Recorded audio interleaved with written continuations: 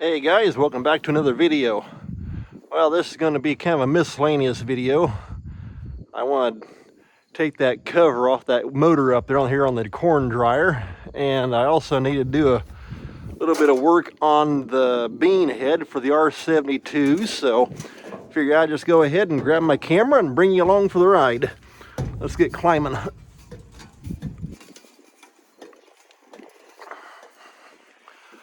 One good thing, at least this dryer's got this catwalk on it. That does make it nice. You can just walk right across here.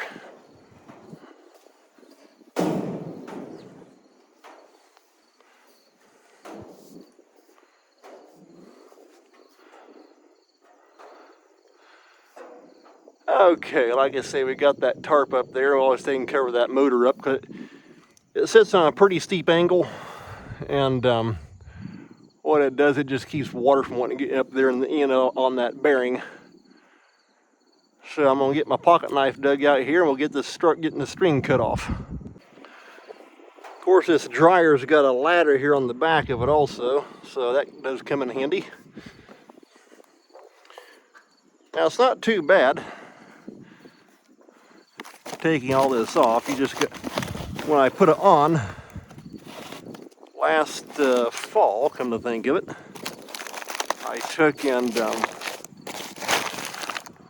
just used the bucket on my boom truck to put this up here.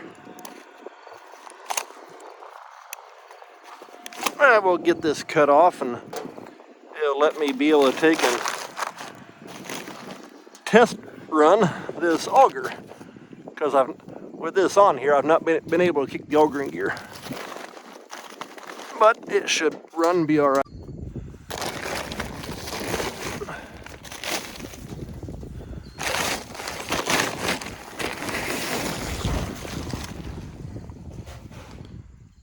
What a mess! Got plenty of all that stupid bird nest. It's mainly those starlings. I hate them things.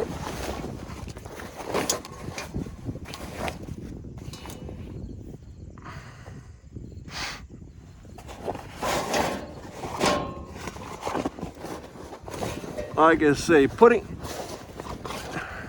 taking this off isn't that big a deal, because you can just take and throw everything down the ground.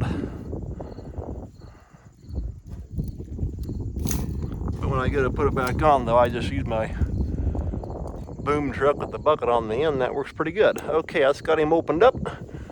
Let's see here. Belts feel good, nice and tight. That's what we want. All right, we're ready to get down, and I may go ahead and kick the thing in. And like I said, I need to like you saw in my video there on the R52, I need to take and check a few sickle sections on the 72 there on the 35-foot head. And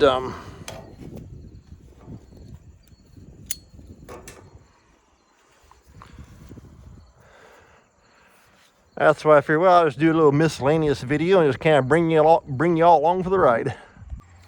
I'll get the dryer computer turned on here and booting up. Now let's see here. I guess it always helps when you turn the main power on. There we go. Okay, that's on, and now we're coming up. I will say, running the internet part so far has worked out good, and so I just tried again here earlier this week, and I was able to take and log into it and run good that way. So everything's good. We're good to go on the internet part. All right, there it finally came up. Now let's see, gotta try to remember. Okay, we should take and trip the, well, actually hit the start button. If I remember right, this should turn the load part on. There we go.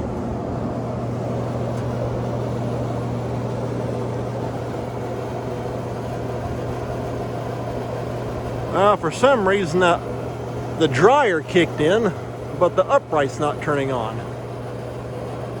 May I do a little bit of playing around with it. Well, so far I can't get that top motor to kick in.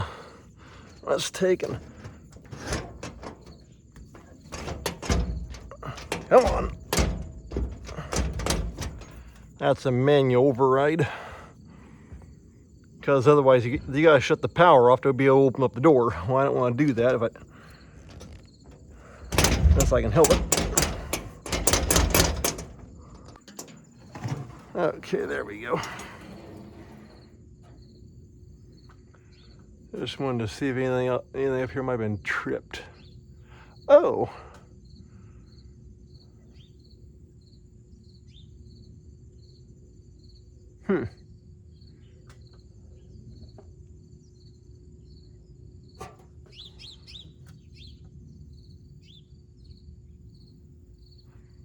Got all kinds of goodies up in here.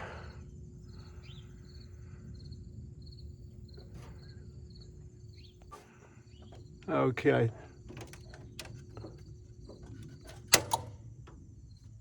That's the load breaker.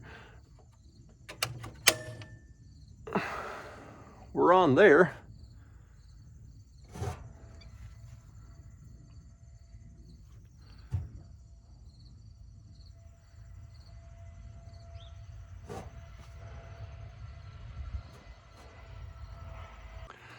All right, well, we got a break somewhere. When I kick the thing in, I can hear one of these snap in for the dryer load auger.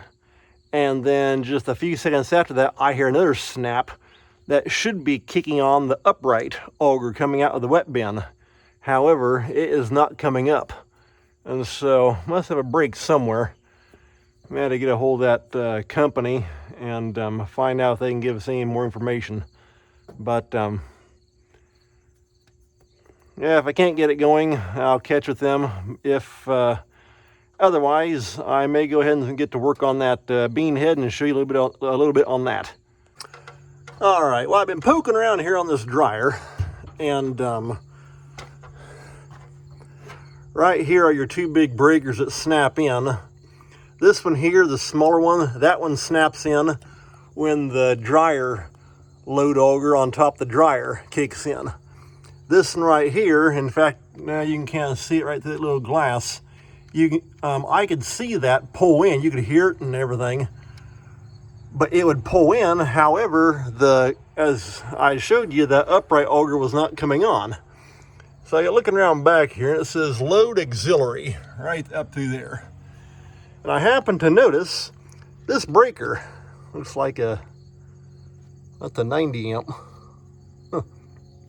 Anyway, right there it says load auxiliary. This breaker is turned off. And so I kicked him on, hit the start button, and now it runs. So let's trip this back over to manual.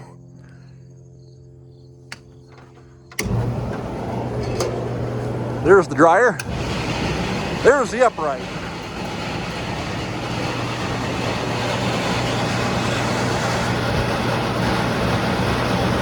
Well, it's kind of hard to see that pulley turning up there, but that's got the upright going.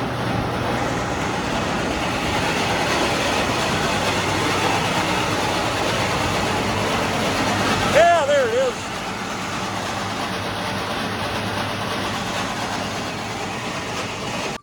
All right, I just turned him back off. So, yeah, somehow that auxiliary load breaker had gotten tripped. And so, now I think we're ready to go for fall. Okay, I'm going to shut everything back down here, get everything all powered down, and then check out some sickle sections on that bean head. All right, I was hoping to work on this 35-foot bean head right on the trailer. And however, once I got looking at it, and as you saw when I did the video on that 20-foot head over there, try and get those little bolts that hold the sickle sections, pop them up with a hammer. I can't hit them because of the frame tube. And so I'm going to have to take and pick the head up anyway. I've got a bolt right there I need to take and actually torch out probably, and put a new bolt in. And then just go across checking sickle sections. So I'm going to get busy and get this head pulled out and get it put on the combine. And that way I can go through and check sections, and it should be ready to go. All right, let's get this head hooked on the combine, then we'll pull back up the shed.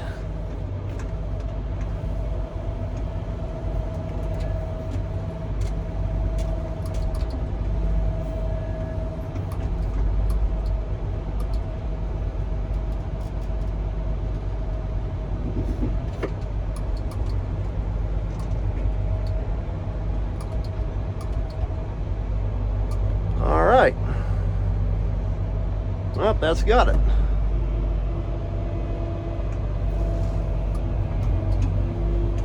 I had to put that 20-foot head back on the R52 because where we have the 20-foot head sitting, it has this one here blocked in, so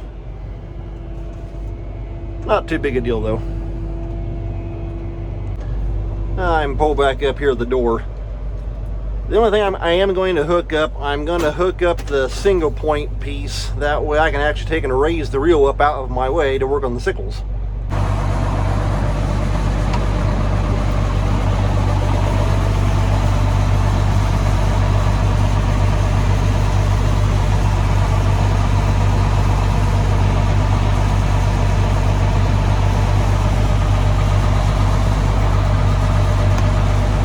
Oh, I forgot to lower the head down. I gotta lower the head down some, that way I can throw that handle.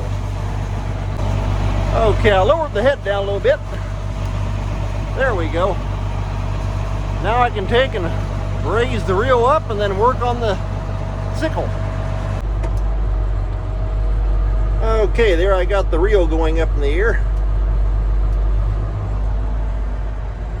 I think we're ready to shut down and get to work. And just like on the 52, this one here's got reel locks on it. There we go. All right, right there we got one broken off corner. Like I say, these, well, that's got a busted corner. This is that tiger shark, and you can see how much of a bigger tooth they got. I'm not going to show you every one though. I'll just go across and show you one or two, and as I go.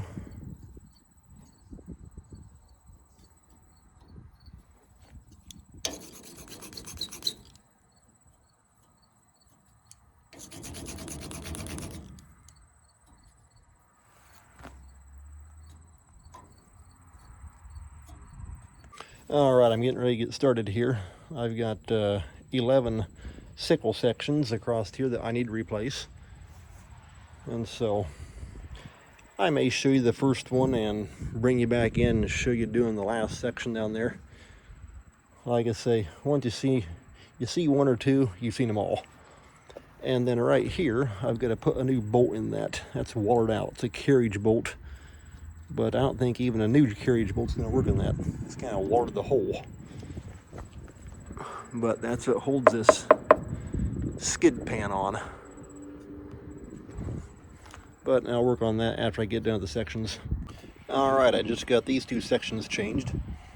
You can see them tiger sharks have a nice big bite to them. That's why I like them. But yeah, like I say, I'm not going to show you every one, but maybe one or two along here. It's the same exact thing as the R52. I got to take and tighten that one up.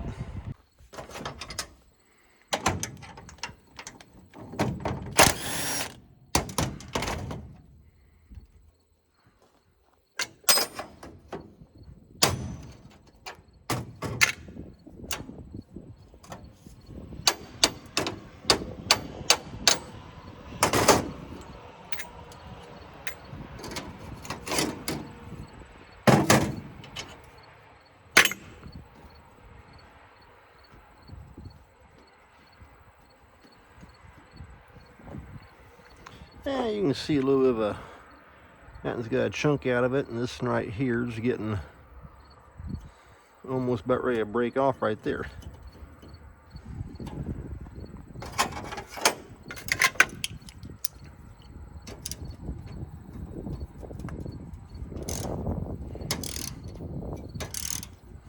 In fact, actually, that section is on a splice where I've actually had the sickle break on me. I've put those splice kits into it.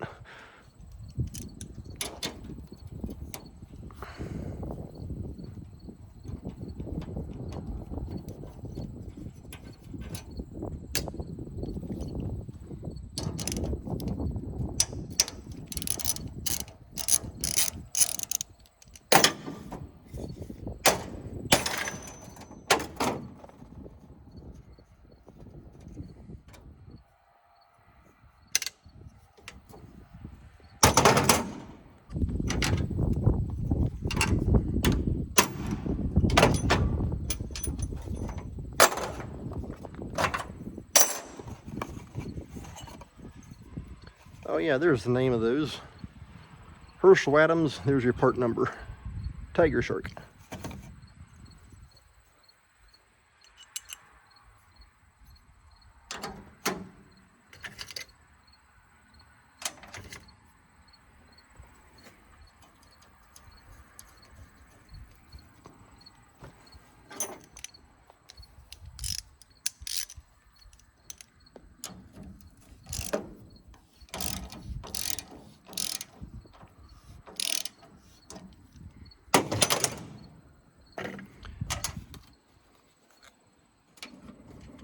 Okay, well I can see with that one.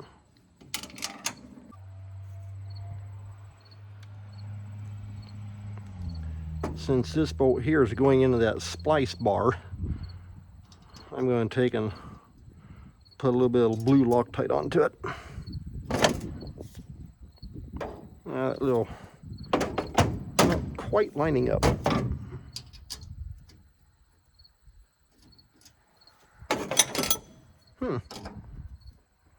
There we go.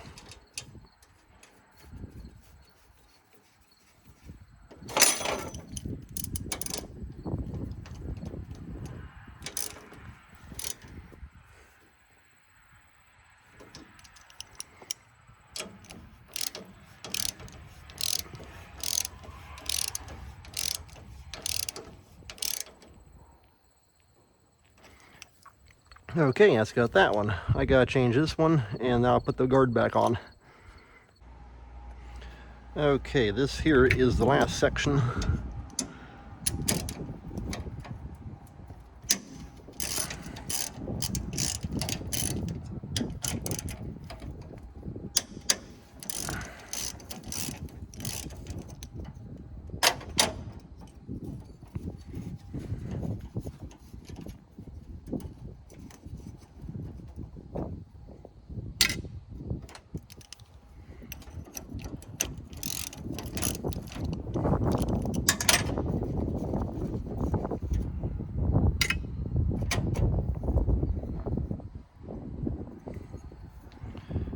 Yeah, I'm gonna go ahead and change this one. The corners of those teeth are getting kind of rounded down.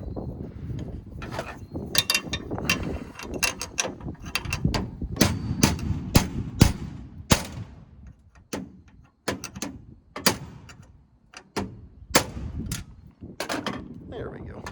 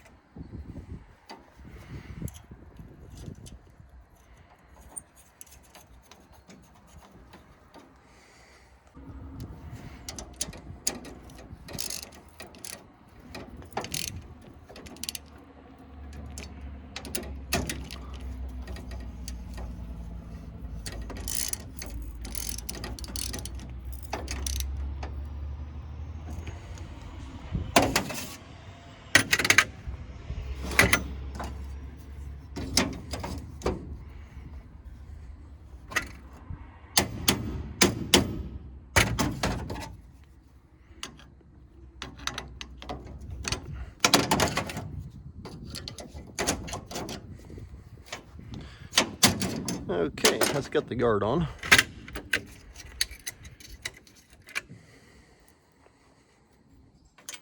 And actually, one thing I do with these guards is you have this little spacer bar But when you go, if you just put the bolt through and tighten it down, it can have a tendency to pinch too tight against that sickle section. So what I do is I take and put a little lock washer, pry that up, put the little lock washer underneath there, like that.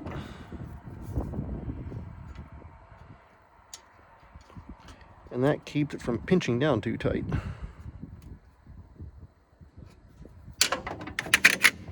And just kind of take a little straight punch and line everything up.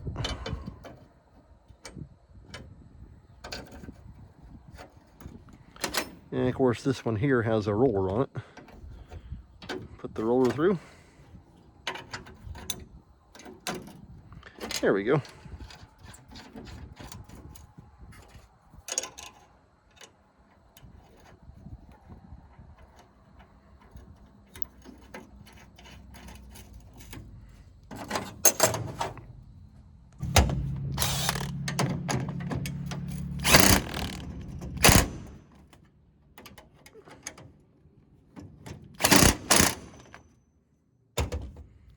Okay, that's got all the sections changed.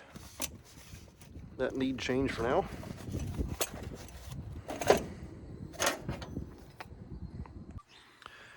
Okay, I showed you that bolt that had gotten wallered out here pretty good.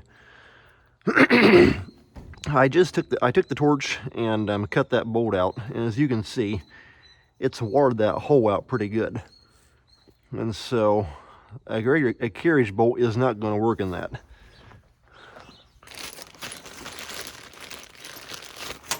Right there's a new carriage bolt, and that's not going to work because there's no way to hold it.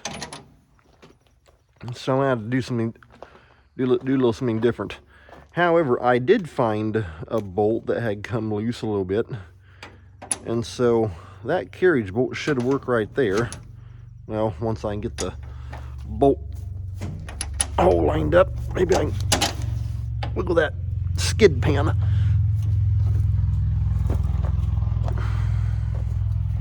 Kind of play with it a little bit. I take and shorten that bolt up. But like I say, that should work for right here. And then I'm going to try something different down over on that one.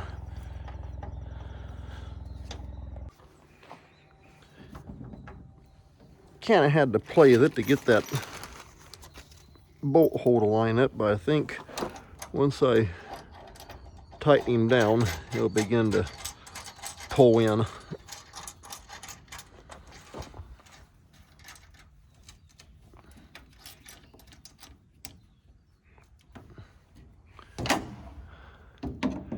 Kind of put that over there, and it kind of wiggles that pan back and forth.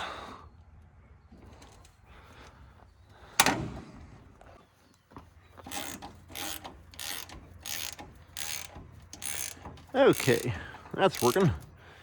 Pulled the bolt down. I wasn't sure if I was going to have to get a deep well socket put on there, but this gear wrench is working, so they can pull it down with that.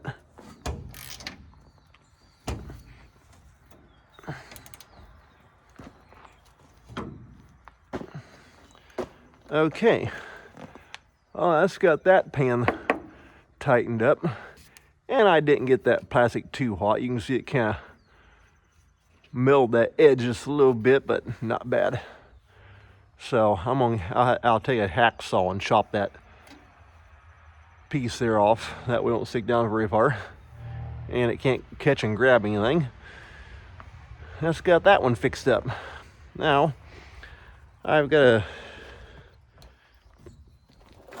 get this down here fixed, and probably what I'm going to do is just take a flat washer and sit down in there, and it'll kind of bend, it'll kind of taper in, and then take and put a regular hex bolt in there, because somebody just put a regular bolt in this one, and that worked there. And so I'm just going to do the same thing right here, if I can make it work.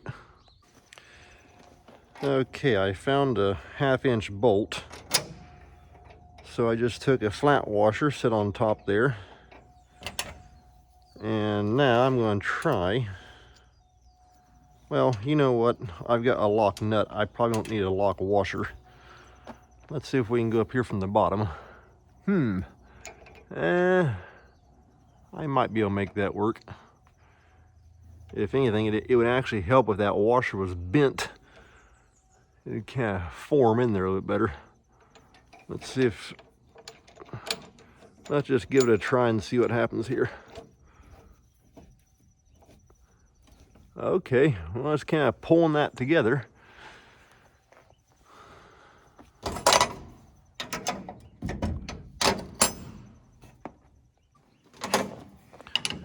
Let's put the wrenches onto it and see what happens.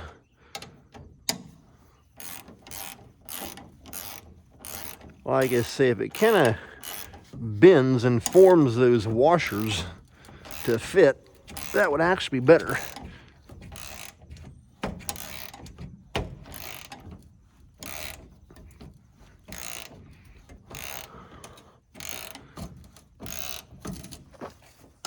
Okay, now we're beginning to pull down with the bolt. Tighten him up. Okay, the gap there has now closed. I think that just might work.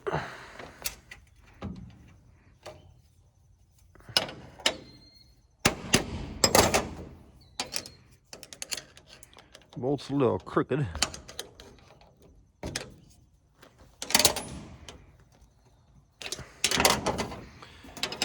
But it shouldn't hurt anything.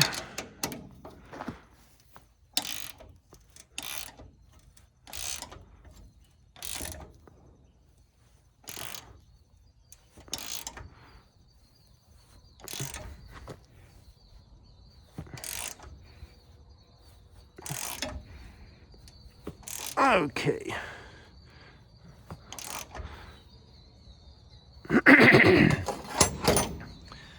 Well, I think that's going to work. It's got that skid pan pinched back down like it's supposed to. Got the gap all closed up in there. I think that's going to hold, and with that lock nut on there, it can't come back off. All right. Well, I'll tell you what, guys, I think I'm going to call that an end of this video. Like I say, I just had to replace some sections along with them. Well, I knew about that bolt. I did not find out about this one until I was going across here checking sections. But that's got those skid pans all tightened down. And so, yeah, like I say, that just gives you a little look at working here on the R72. So I'm going to call that an end of this video. So take care. Thanks a lot for watching. We'll see you next time.